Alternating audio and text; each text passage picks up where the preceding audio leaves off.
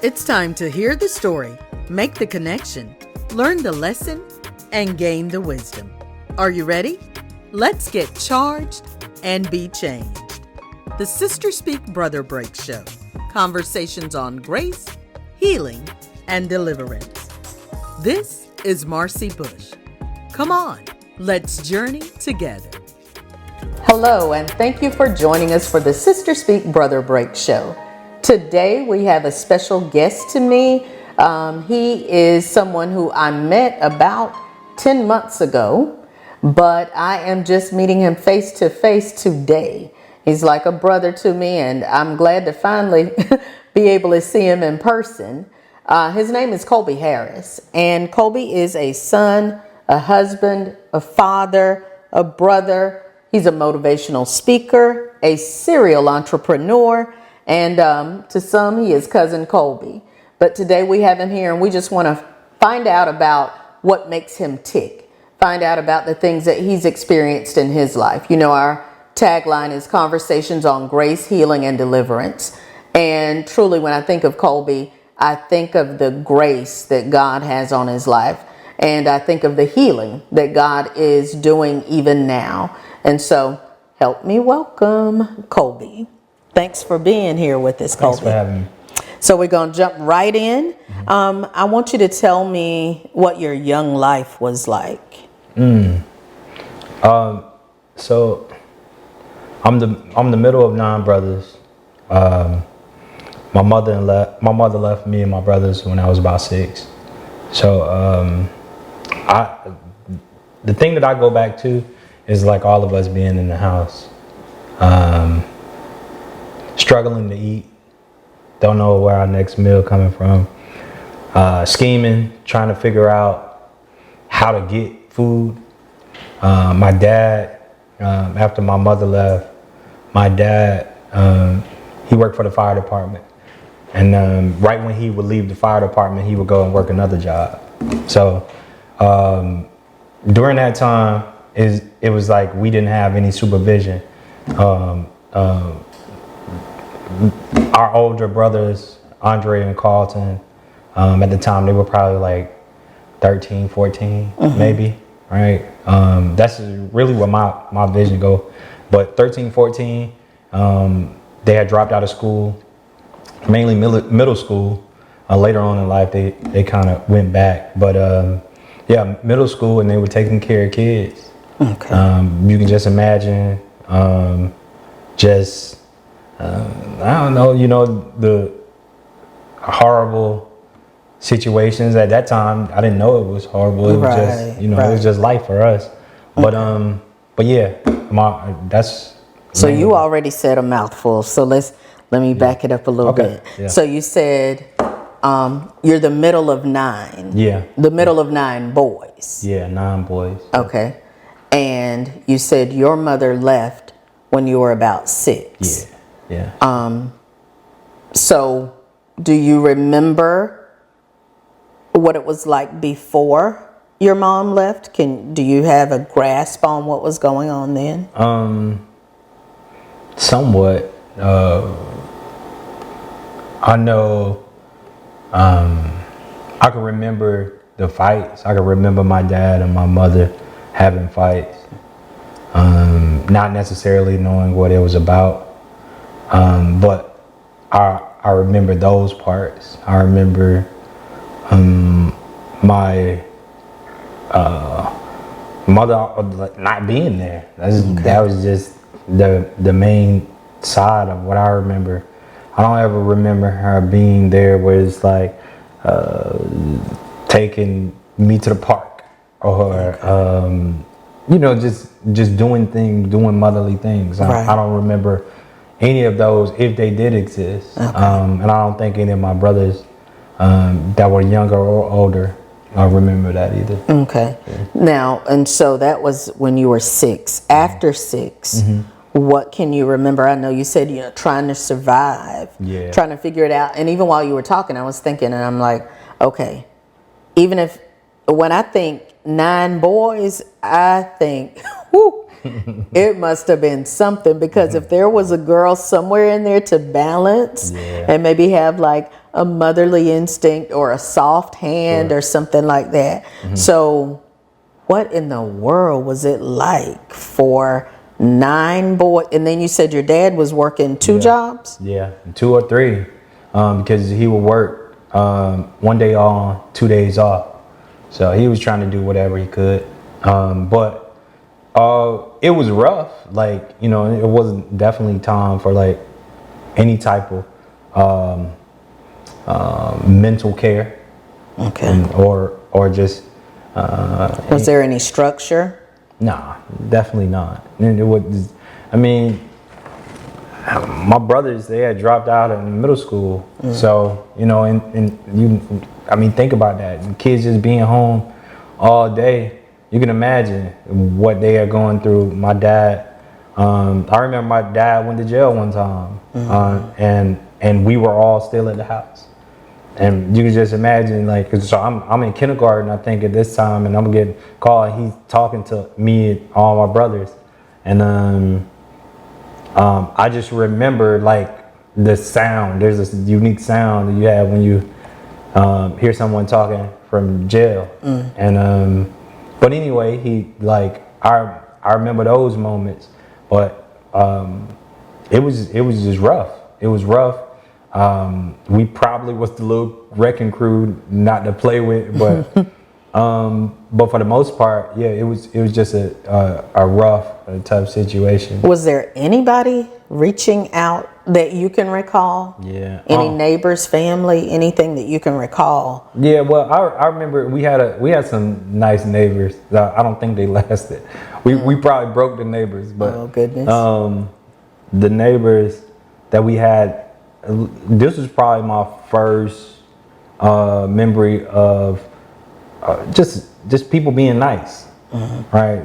And that was the first time I was introduced to supper. I didn't know. Before that, I didn't know what supper was. But I remember that they would cook, and they would cook like when it was still light outside. That was a thing, and they would invite us over to eat. And then it grew to us like expecting it, like they needed to give us that because they did, you know. But yeah, that's probably one of the only memories that I have where people were being nice. I remember having conversations with my father about they wanted to put him on the news. Family members wanted to come. I don't remember it, but he was saying family members wanted to come and kind of split us up to help him out and things like that. And he just wasn't with that. He wanted to be around his kids, mainly because his father left. Okay. So, yeah. Okay. And now, with the poverty piece, I know you said you all were trying to survive. Were there things that you all were doing as boys that, because I think from one of our conversations, I may remember something about stealing or going out doing. Yeah, I mean, we like, and this is no excuse, but what happens, I think, in life when you get to where you're living at your lowest points, like the lack of care, you know, is present. And for us, we were surviving. So yeah, we would steal our meals. We would scheme to figure out how to feed everybody. One thing we did pretty often was we would order food with the little money that we had that we probably stole to get, right? And then get that money, order food, and then call the restaurant and be like, oh, there was a bug in our food, just to get double to feed everybody. But yeah, it's like that was a thing that was normal for us.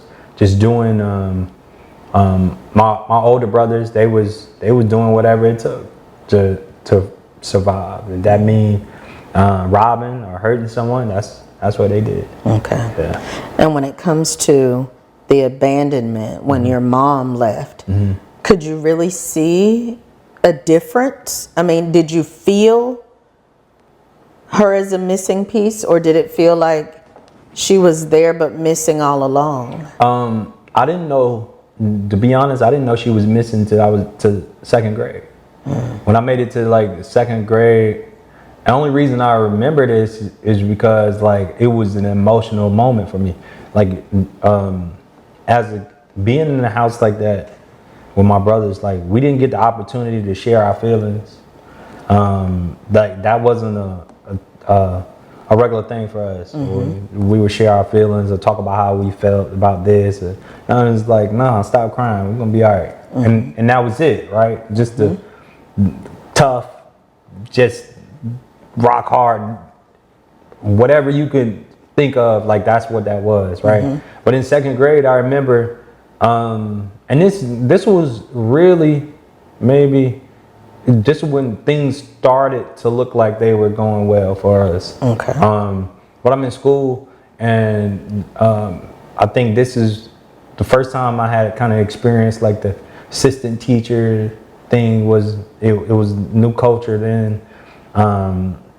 Main teacher was there, but assistant, she asked me, she was like, "Hey Colby, what's your mother's name?" And I just froze because I didn't know, like, well, it's not that I didn't know her name, I forgot that she existed, and but she wasn't there. And she actually said, what's your mother's name? And I'm like, huh? She's like, your real mother, like what's your real mama's name? And I remember saying her name, and then like just crying afterwards. And she was very remorseful about it. She was just, apologizing. But at that moment, I realized that, oh, you're not here. Why are you not here? Right. And this carried on from kindergarten. I'm the only one there to graduate. My dad had to work, and I had to get a ride from a family friend. Right. So just the traumas of growing up as a kid, that abandonment. Right. Get all the way to second or third grade, whichever it was, just being tough. And then get that one question that broke me down. So yeah. Do you feel like, so when that, I guess that sorrow kind of came up, and like you said, you weren't able to necessarily work through it with your brothers. Did it turn into something else? Do you feel like it turned into anger? Did it turn into, or did it just kind of sit there? I don't know. I truly don't know what it really turned into. I just know that like I'm sure, because anytime you start to like disturb the grass, like something's got to come up, right? But I don't know really what came after that, but I knew that it like, all right, this is different. Like why? Like why? And so now the questions come like, oh, well, why isn't she here? Why don't we have a mother? Like what is this? Like, so now, I got to scratch, the curiosity itch, just kind of figure out like, all right, what is this? Like, and then I started looking at life, even at that age, differently from that one question I was being asked. So keep walking us through your life. And I know that loss, I know you've seen a lot of loss. Yeah. So talk to us about that, because we haven't told our viewers about that part of your story yet. Yeah. Like for us, I felt like, life was kind of evening out. We grew up in that time where like, for black men, for us, it was like, make it past 25, you're gonna be all right. Like, or 21, like whichever one. It's like, make it past that, you should be okay, right? And I remember this the era where Tupac was our favorite rappers. Aaliyah was the thing, right? Like it was around that time. So life was life. We got into mischief, but we were. My dad remarried my stepmother. My stepmother came in and really tried to, in a sense, fix us. Now, I think we were probably too far broken, but she gave it a good try. But this is when life just started to change for us, and now like I wouldn't say like we were just it was an upgrade from poverty. Okay. The small upgrade. It's like, all right, we went from the assisted living or the government housing to, all right, now we're working towards getting our stuff together to become something. So we moved to a new neighborhood, and like that's a thing now. You get new friends, all that, right? Then we grow up only to face my brother Marcus getting killed at 2006, and Marcus was trying to rob somebody, and he was fighting a lot of things himself. I was 21 at the time. He was 22, and he was figuring life out. Okay. He had a baby girl, Taylor, and he was trying to figure out life for himself. And he went to rob a guy, and before even, and the only reason I know he was going to rob the guy, not because of the action, because the action never took place. Okay. But because I know him. So, but even before he got to the car where the guy was, he got shot. Okay. And yeah, I got the call and I ran around the corner and I saw him laying there. And I pretty much, I mean, they tried to, resuscitate him, but I pretty much watched him pass. So, yeah. And that was the first loss. Yeah, that was the first one. Tell me about the next loss. Every time I kind of recall life, it was really like, it's almost like a movie. When Marcus got killed, my brother Andre was, he was locked up. He was in jail. And I remember like always going, Andre was locked up in a prison, and I would go like every weekend to go see him. I probably was like one of his last lifelines, but it was one of those things where we would sit and talk, and we would have conversations about just life, ideas, just great things, like where we want to be, our aspirations, and still doing stupid stuff. He would need money, so I would sneak him money doing visitation, stuff like that. Which you can definitely get locked up for, so don't do that. But anyway, for Andre was like this dude that I aspired to be like. We was close, and I was probably really being the middle person. It kind of make you the closest to everybody, right? So you kind of, I'm locked in with everybody. But anyway, I remember Andre was locked up, and Marcus had got killed, and we was trying to do everything to get Andre out so he can come to Marcus' funeral. And I mean, it looked like it wasn't gonna happen, right? It was like was no way possible. And for us, like being in those like poverty-stricken areas, like we grew up just so tight, just like we just had just different love for each other, right? So anyway, we're at the funeral, and this is like, I don't know, a powerful scene for our highlight about Andre. But we're at the funeral, and they closed the casket, and we just, we're just crying. We're embracing each other. We're trying to figure it out. We're trying to understand why this happened. And then all of a sudden, Andre walks in. And then now they have to reopen the casket to let him see his brother. And he had just got out of jail like that morning, right? And then it broke us down even more, because it was like, dang, like last time you get to see Marcus is here. Right. But 6 years later after that, Andre was on a bike and a motorcycle, and somebody pulled out in front of him, and he was thrown off the bike. And of course he hit his head. I got the news, and then I went up to the hospital, and when I went there, I knew it was bad. I mean, I saw all the people, whatever, but like I knew it was bad when I walked up to Andre and I grabbed his hand and he didn't squeeze back. And for me, it was like, nah, not again. Right. But yeah. And the loss continued. Yeah, it continued. So after Andre, I tell you, my dad, like, he had this thing, he had his way of like summoning us or just knowing. I don't know if it was like one of his gifts.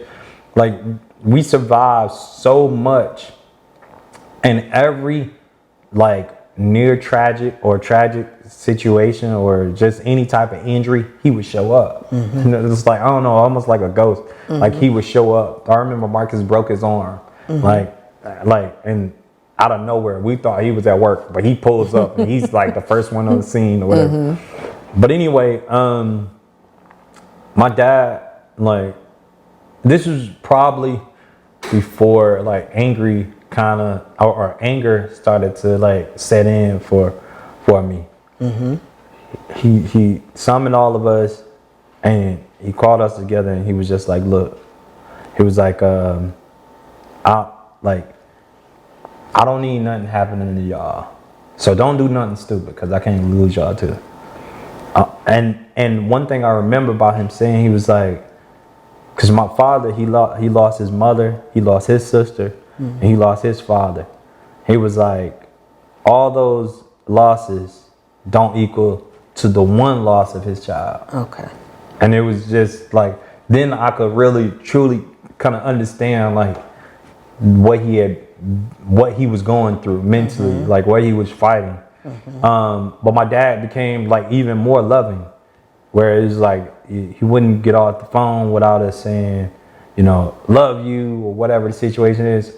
Me and him was super tight. He would, my wife used to joke about it all the time, whereas she was like, y'all not even saying nothing. Like, we would just hear each other on the phone, you know, just moments like that. And 4 years later, after Andre got killed, he was diagnosed with pancreatic cancer. And they said he didn't have long to live. And I think they probably gave him 3 months, and he was probably gone and had that. So yeah. So you got two brothers, your father, and then there was another loss. Yeah. So 4 years after that,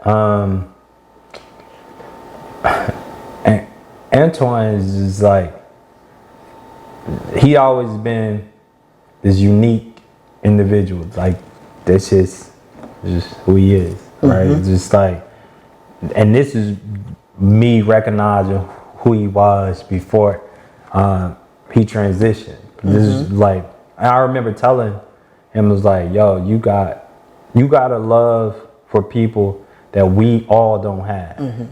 And and I believe it's a love that my father like endured. Like, I don't think he created it, but he endured this love, and it was just different. Like, it was just, I don't know, it's just, it's hard to describe, but he just had this different love for people. Okay. Right? Supportive. He had his ways, but when it came down to that hardcore, like, love you like to death, like that's what he was. And this was previously before Antoine transitioned to Felicia. So once he transitioned to Felicia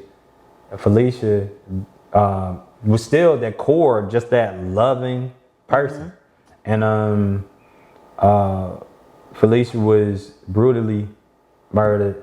I was at work, and I got a call from my stepdaughter saying, hey, they saying such and such is dead. And I'm like, you know, for me, it's what I went through. It's like, man, it's like, could this, you know, it could happen, but like, is that something you accept, right, dude? Is that something you allow to come into your world?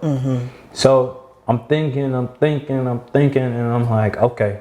I get off the phone, and then my brother Adrian called, and he's like, They say something happened, and I was like, all right. So, but at this moment, he's like, well, what should we do? And I was like, well, go wherever they saying it is, and then call me as soon as you get there. And then once he pulled up, he see all these people outside, and then he's like, he calls me. He's like, all right, you need to come. So I go, and at the scene, they wouldn't let you actually go to the scene and kind of figure it out. They wouldn't let you like tap in. But